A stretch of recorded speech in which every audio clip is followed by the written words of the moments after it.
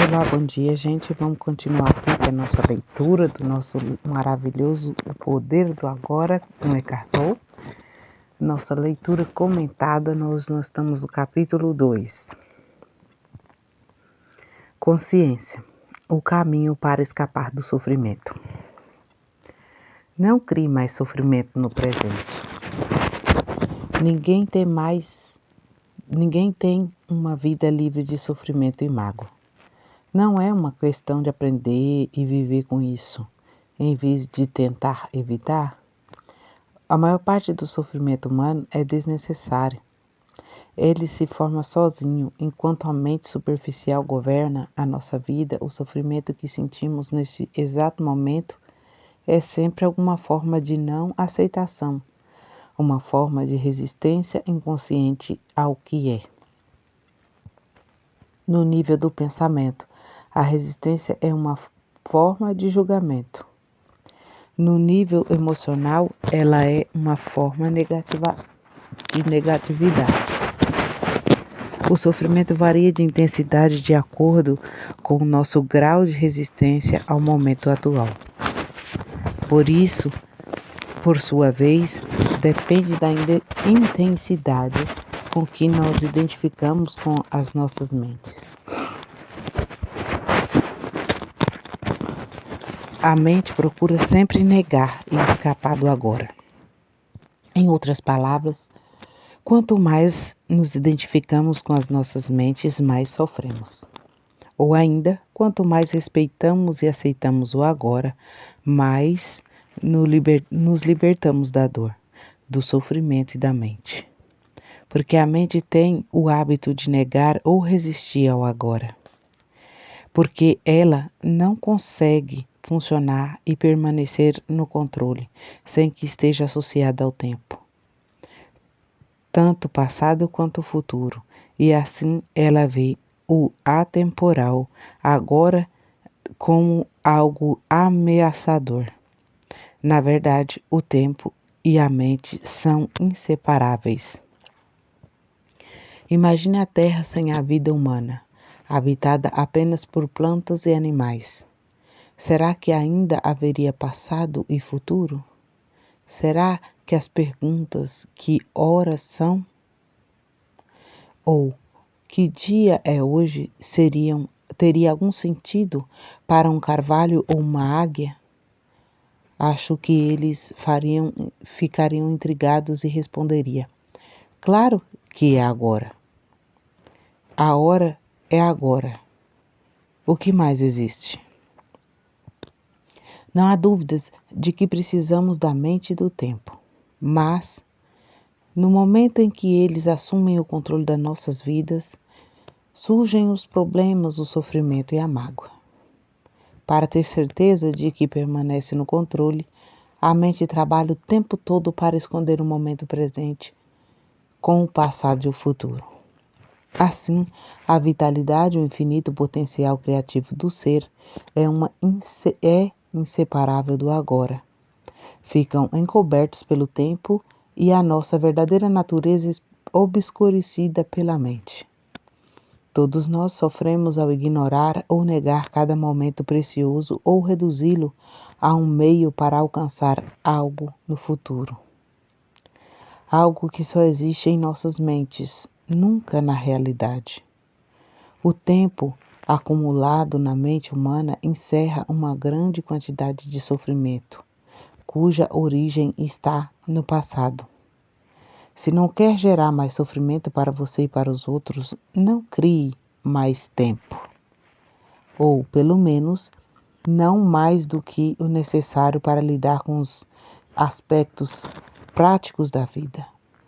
Como deixar de criar tempo? Tendo uma profunda consciência que o momento presente é tudo o que você tem, faça do agora o foco principal da sua vida.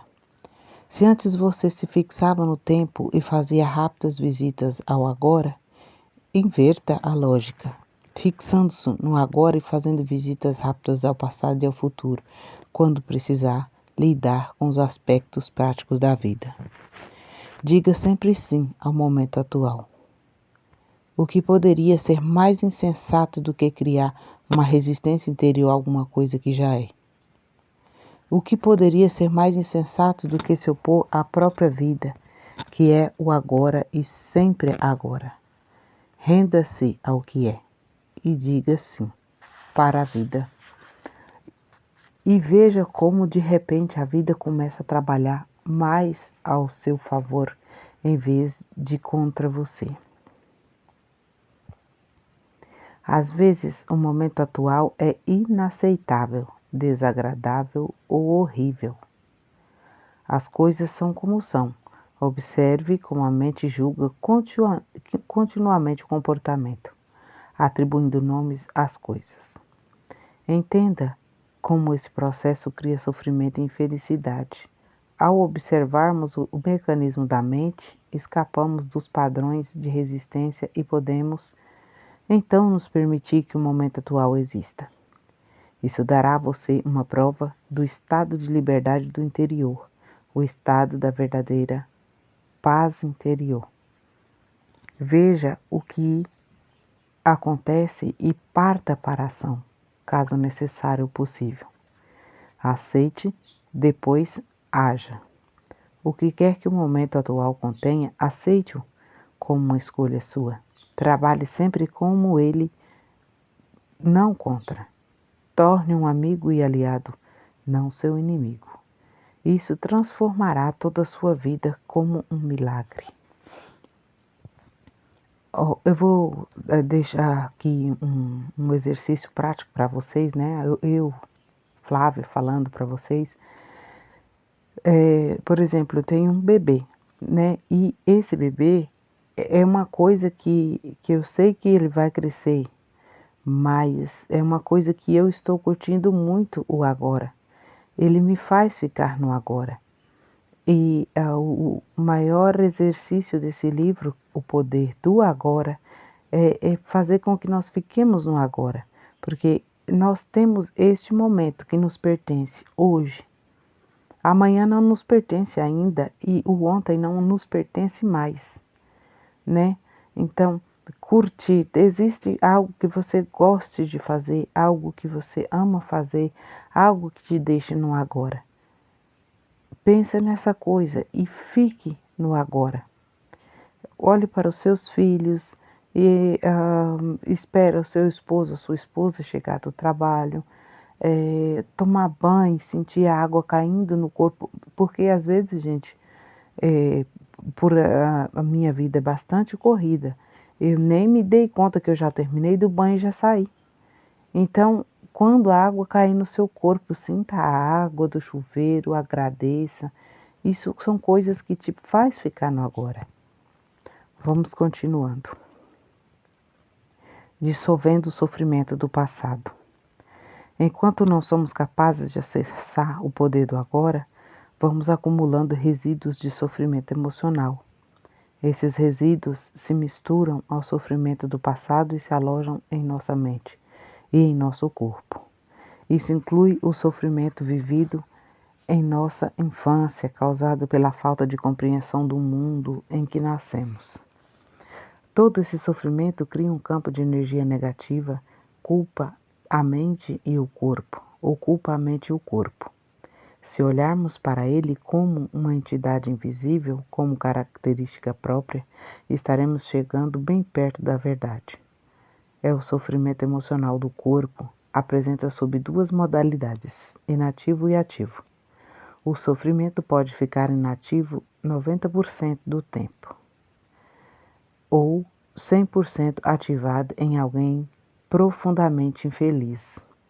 Algumas pessoas atravessam a vida quase que inteiramente tomada pelo sofrimento, enquanto outras passam por ele em algumas situações que desenvolvem relações familiares e amorosas, lesões físicas ou emocionais, perdas do passado, abandono, etc. Qualquer coisa pode ativá-lo, especialmente se encontrar ressonância em um padrão de sofrimento do passado. Quando o sofrimento está pronto para despertar do estágio nativo, até mesmo uma observação inocente feita por um amigo, um pensamento é capaz de ativá-lo. Alguns sofrimentos são irritantes, mas inofensivos, como é o caso de uma criança que não para de chorar. Outros são monstros destrutivos e mórbidos, verdadeiros demônios. Alguns são fisicamente violentos, outros emocionalmente violentos. Eles podem atacar tanto as pessoas, a pessoa ou a nossa volta, quanto a nós mesmos, seus hospedeiros. Os pensamentos e sentimentos relativos à nossa vida tornam-se então profundamente negativos e autodestrutivos. Doenças e acidentes frequentemente acontecem desse modo. Alguns sofrimentos podem até levar uma pessoa ao suicídio. Às vezes, levamos um choque ao descobrir uma faceta detestável em alguém que pensávamos conhecer bem. Entretanto, é mais importante observar essa situação em nós mesmos do que nos outros. Preste atenção a qualquer sinal de infelicidade em você, qualquer que seja a forma, pois talvez seja o despertar do sofrimento. Ele pode se manifestar como uma irritação, um sinal de impaciência, um ar sombrio, um desejo de ferir, sentimentos de raiva, ira, depressão ou necessidade de criar um tipo de problema em seus relacionamentos. Agarre o sinal no momento que ele despertar do seu interior inativo. O sofrimento deseja sobreviver, mas para isso precisa conseguir que nos identificamos inconscientemente com ele. Portanto, quando o sofrimento toma conta de nós, cria uma situação em nossas vidas que reflete a própria frequência de energia da qual ele se alimenta. O sofrimento só se alimenta de sofrimento, não consegue se alimentar de alegria. Acha indigesta. Quando o sofrimento nos domina, faz com que desejamos ter mais sofrimento. Passamos a ser vítima ou perpetradores. Queremos infringir sofrimento ou senti-lo ou ambos. Na verdade, não há muita diferença entre os dois. É claro que não temos consciência disso e afirmamos que não queremos sofrer. Mas preste bem atenção e verá que o seu pensamento e o seu comportamento são programados para continuar com o sofrimento, tanto para você quanto para os outros. Se você estivesse consciente disso, o padrão iria se desfazer, porque desejar mais sofrimento é uma insanidade, e ninguém é insano conscientemente. O sofrimento, a sombra escura projetada pelo ego, tem medo da luz da nossa consciência. Teme ser descoberto. Sobrevive graças à nossa identificação inconsciente com ele. Assim como o medo do inconsciente de enfrentarmos o sofrimento que vive dentro de nós. Mas se não enfrentarmos, se não direcionarmos a luz da nossa consciência sobre o sofrimento, seremos forçados a revivê-lo. O sofrimento pode nos parecer um monstro perigoso, mas eu lhe garanto que se trata de um fantasma frágil. Ele não pode prevalecer sobre o poder da nossa presença. Alguns ensinamentos espirituais dizem que todo sofrimento é, em última análise, uma ilusão. Isto é verdade. A questão é se isso é uma verdade para você. Acreditar simplesmente não transforma nada em verdade.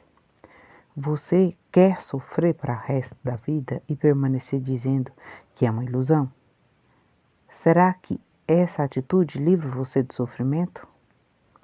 O que nos interessa aqui é o que podemos fazer para vivenciar essa verdade, ou seja, torná-la real em nossa vida. Portanto, o sofrimento não quer que nós o observemos diretamente e vejamos o que ele realmente é. No momento em que observamos, sentimos seu campo energético dentro de nós e desfazemos da nossa identificação com ele. No momento em que observamos, sentimos o seu campo energético dentro de nós e desfazemos nossa identificação com ele. surge uma nova dimensão da consciência. Chamo isso de presença. Passamos a ser testemunhas ou observadores do sofrimento. Em vez de ficar sofrendo, você olha para ele, né, gente? Isso significa que ele não pode mais nos usar, fingindo ser o nosso eu interior. Então não temos mais como realimentá-lo. Aqui está nossa mais profunda força interior. Acabamos de acessar o poder do agora. Nossa, demais, né, gente? Quando você olha para o sofrimento e não, em vez de senti-lo, você olha para ele e não se identifica mais com ele, você para de alimentar ele. Aqui está a nossa profunda força interior. Acabamos de acessar o poder do agora. Muito interessante isso. O que acontece ao sofrimento quando nos tornamos conscientes? O bastante para romper a nossa identificação com ele. É outra coisa que muitos autores, gente, fala, né? Inclusive o Eckhart Tolle, que é maravilhoso. Eu amo muito os livros dele. Que nós temos que focar do que a gente quer. Tudo que a gente dá foco, cresce. O que a gente tira o foco, some, desintegra. Então, se a gente dá foco no sofrimento, ele cresce. Se a gente tira o foco do sofrimento, coloca o foco na onde você quer. Eu sempre falo isso brincando com as minhas irmãs. Às vezes estão irritadas, né, brigando, porque todo mundo tem um nível de inconsciência, ainda que esteja estudando. Aí eu falo, foca na Land Rover que você quer, foca na casa nova que você quer e esquece isso. Entendeu? Foca sua atenção, seu tempo, sua imaginação, naquilo que você quer, naquilo que é importante para você. Não dê importância ao sofrimento. Você não é o sofrimento, você não é a sua mente, você é o eu superior, uma centelha divina. Continuando. A inconsciência cria o sofrimento. A consciência transforma o sofrimento nela mesma. São Paulo expressa em seu princípio universal de uma forma linda ao dizer: tudo é revelado ao ser exposto à luz. E o que for exposto à própria luz se torna luz. Tudo é revelado ao ser exposto à luz. E o que for exposto à própria luz se torna luz. Ou seja, tudo tem luz, né? Assim como não se pode lutar contra a escuridão, não se pode lutar contra o sofrimento. Tentar fazer isso poderia gerar um conflito interior e um sofrimento adicional. Observar o sofrimento já é o bastante. Observá-lo implica aceitá-lo como parte do que existe naquele momento. O sofrimento consiste na energia vital aprisionada que se desprendeu do campo energético total e se fez temporariamente autônoma, através de um processo artificial de identificação com a mente. Ela se volta para dentro de si mesma e se torna algo contrário à vida, como um animal tentando comer o próprio rabo. Por que você acha que a nossa civilização se tornou tão autodestrutiva? Acontece que as forças destrutivas da vida ainda são energia vital. Mesmo quando começamos a deixar de nos identificar, a nos tornarmos observadores, o sofrimento ainda continua a agir por um tempo e vai tentar fazer com que voltemos a nos identificar com ele. Embora não esteja mais recebendo energia originada da nossa identificação com ele, o sofrimento ainda tem sua força, como uma roda gigante que continua a girar, mesmo quando deixa de receber o impulso.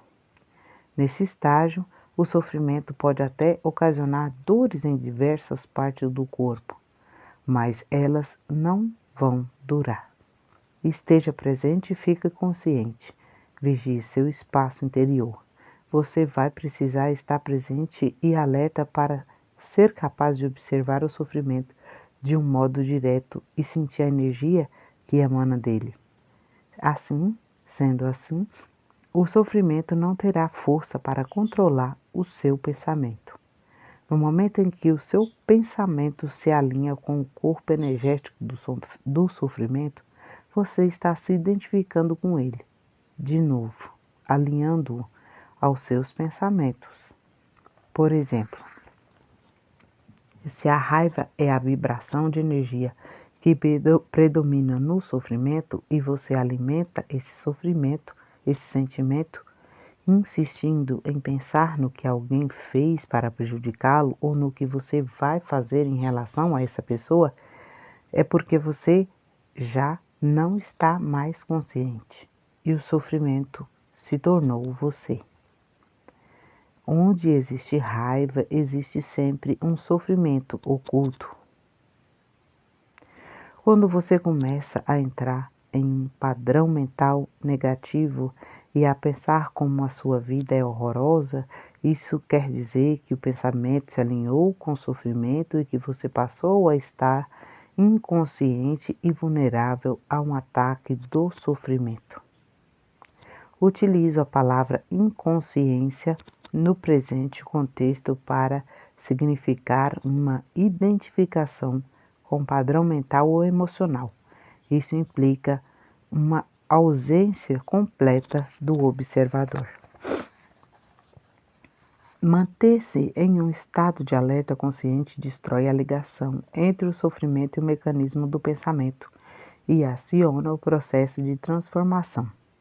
É como se o sofrimento se tornasse o combustível para a chama da inconsciência, resultando em um brilho de mais intensidade.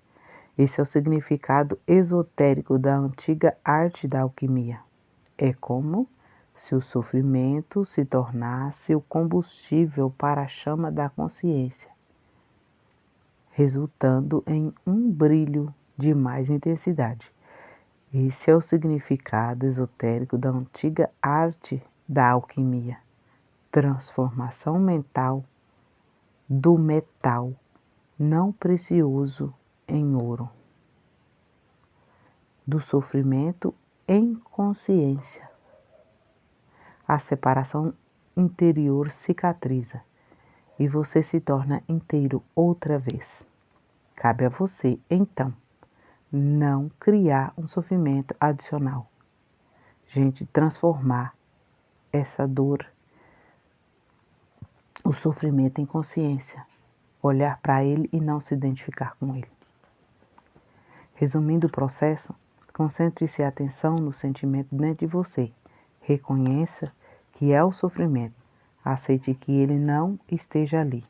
Não pense a respeito. Não permita que o sofrimento se transforme em pensamento. Não julgue sem analisar. Não se identifique com o sentimento.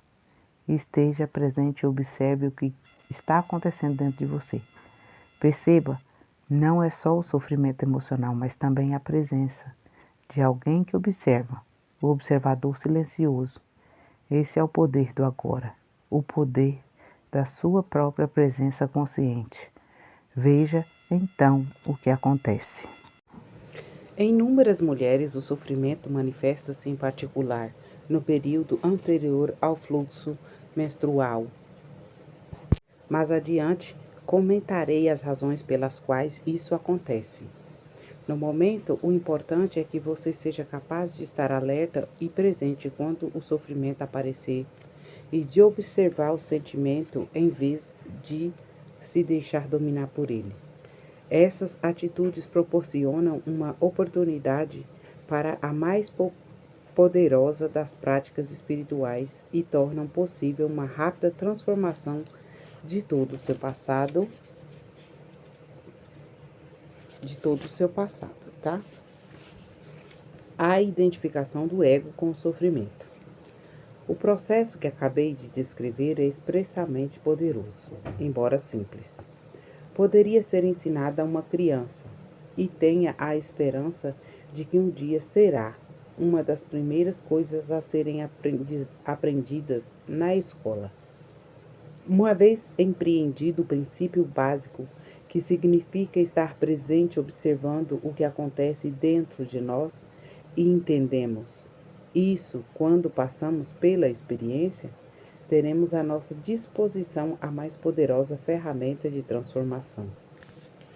Não nego que podemos encontrar uma forte resistência interna tentando nos impedir de pôr um fim à identificação com o sofrimento. E isso acontecerá particularmente se tivermos vivido intimamente identificados com o sofrimento emocional durante a maior parte da vida e se tivermos investido nele uma grande parte ou mesmo todo o nosso sentido de eu interior.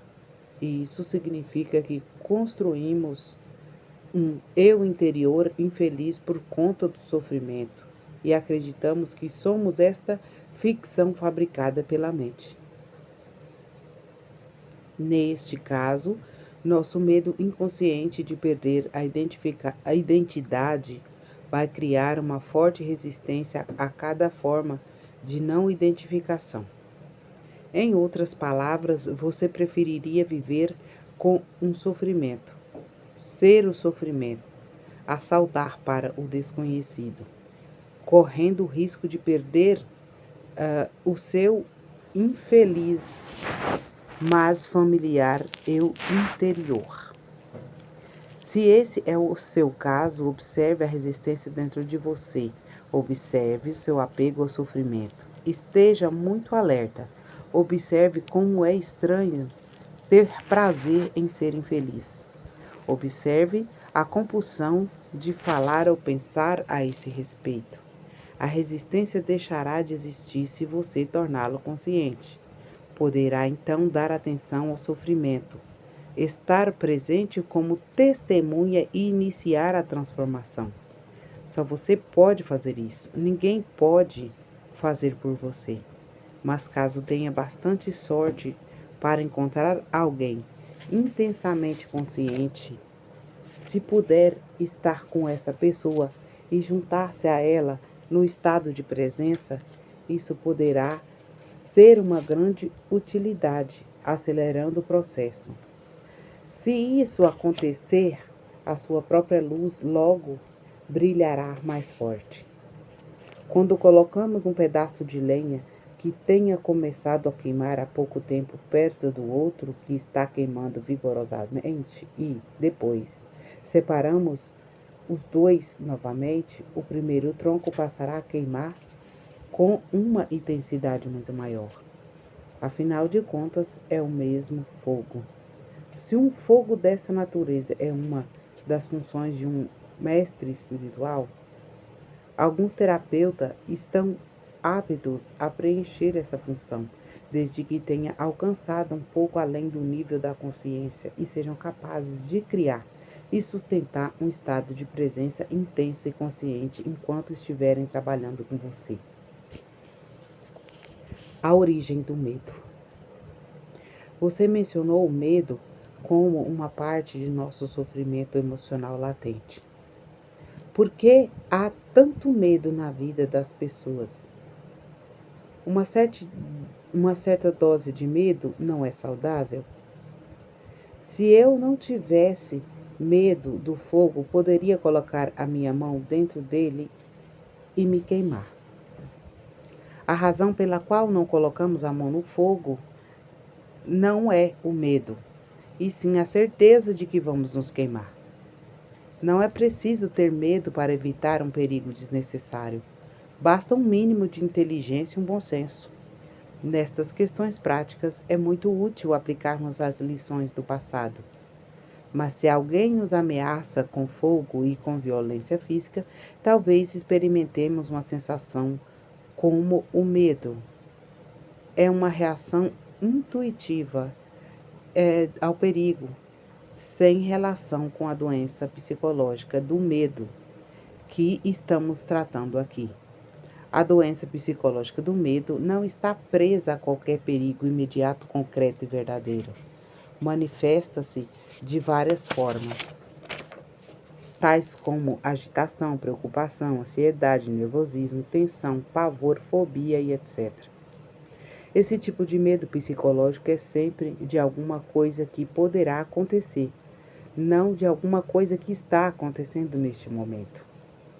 Você está aqui e agora, ao passo que a sua mente está no futuro. Essa situação cria um espaço de angústia, e caso estejamos identificados com essas nossas mentes e tivemos perdido o contato com o poder e a simplicidade do agora, essa angústia será a nossa companhia constante. Podemos sempre lidar com a situação no momento que ela se apresenta, mas não podemos lidar com algo que é apenas uma projeção mental. Não podemos lidar com o futuro. Além do mais, enquanto estivermos identificando com a mente, o ego rege as nossas vidas, como mencionei anteriormente. Por conta da sua natureza ilusória e apesar dos elaborados mecanismos de defesa, o ego é muito voluntário, inseguro e vê a si mesmo sob constante ameaça. Esse é o caso aqui. Mesmo que o ego seja muito confiante em sua forma externa, agora lembre-se de que a emoção é a reação do corpo e a mente, do corpo à mente. Que mensagem o corpo está recebendo permanentemente do ego? O falso eu interior construído pela mente? Perigo, estou sob ameaça.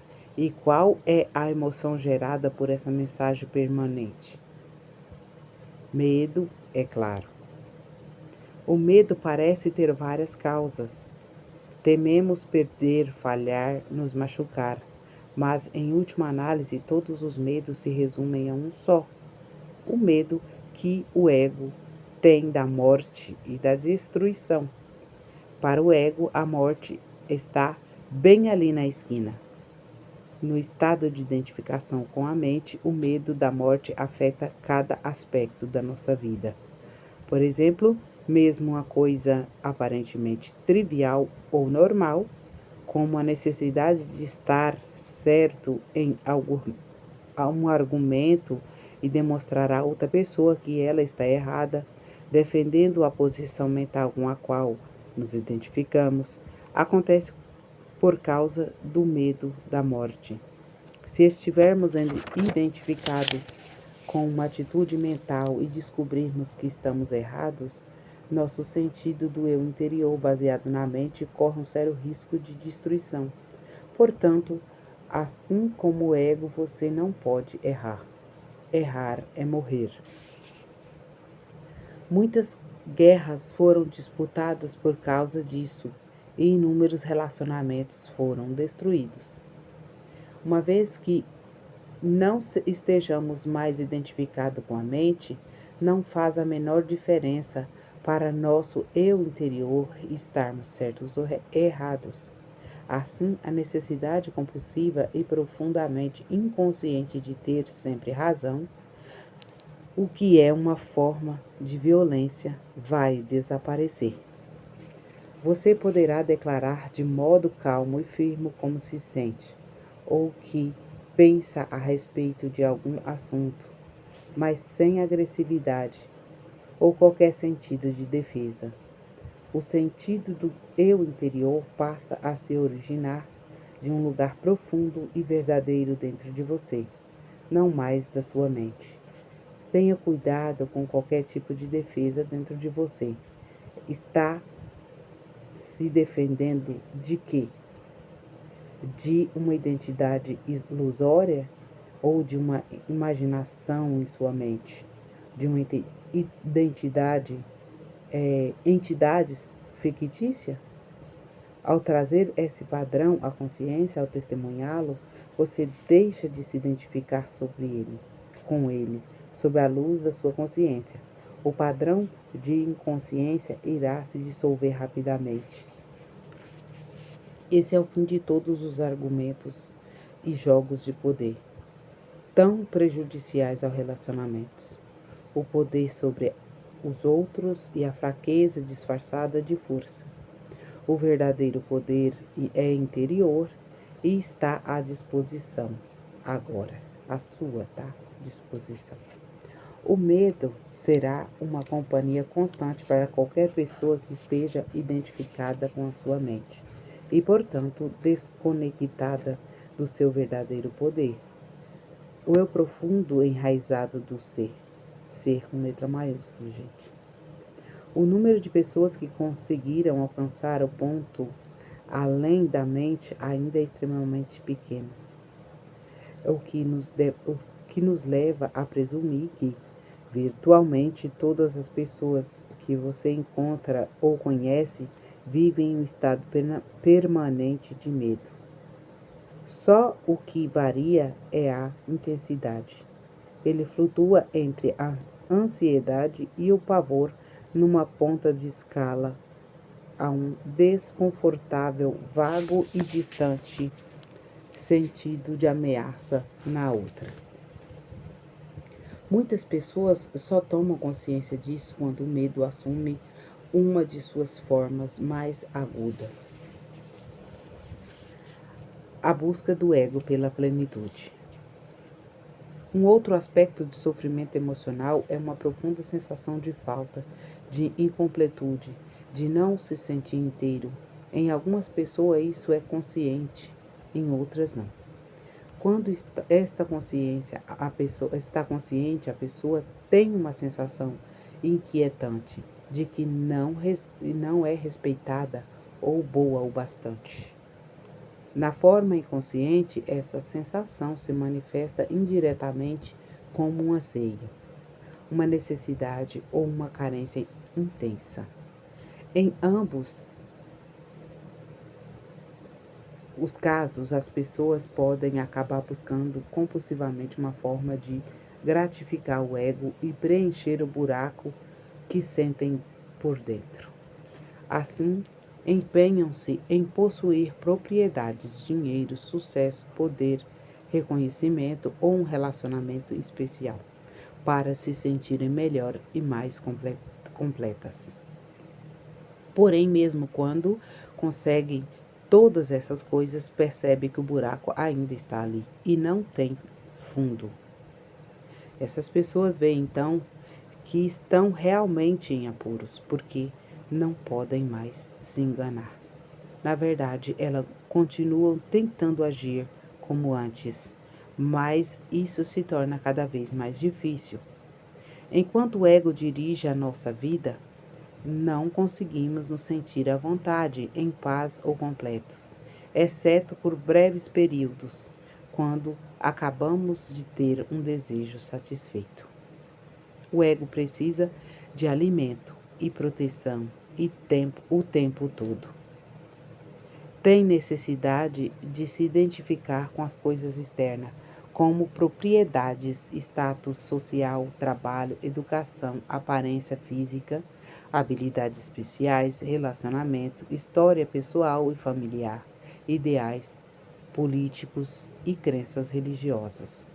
Só que nada disso é você. Levou um susto? Ou sentiu um enorme alívio? Mais medo ou mais cedo ou mais tarde, você vai ter que abrir mão de todas estas coisas. Pode ser difícil de acreditar. E eu não estou aqui pedindo a você que acredite que a sua identidade não está em nenhuma destas coisas. Você vai conhecer por si mesmo a verdade lá no fim, quando sentir a morte se aproximar. Morte significa despojar-se de tudo de tudo que não é você. O segredo da vida é morrer antes que você morra e descobrir que não existe morte. Gente, que é isso? Vou repetir. Morte significa despojar-se de tudo o que não é você. O segredo da vida é morrer antes que morra, que você morra, e descobrir que não existe morte. Nossa Senhora, esse é o capítulo 2, gente. Eu estou estarrecida.